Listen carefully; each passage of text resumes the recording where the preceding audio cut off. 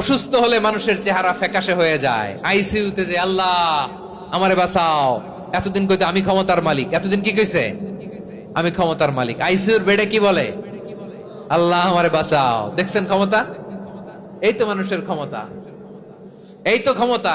আর বয়স যখন 70-80, লাঠি ছাড়া তার জীবন চলে না। পিঠটা আগে ছিল এরকম, এখন বাঁকা হয়ে গেছে। এ করে অহংকার, এ করে বড়ত্বের গর্ব আর বড়াই।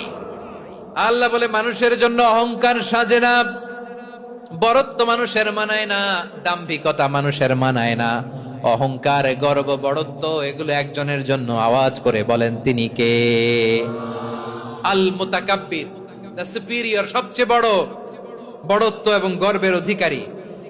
এরপর আল্লাহ বললেন সুবহানাল্লাহি আম্মা ইউশরিকুন, তোমরা আল্লাহর সাথে যে সমস্ত জিনিসের শরীক করো, আল্লাহ তাআলা এগুলো থেকে অনেক পবিত্র।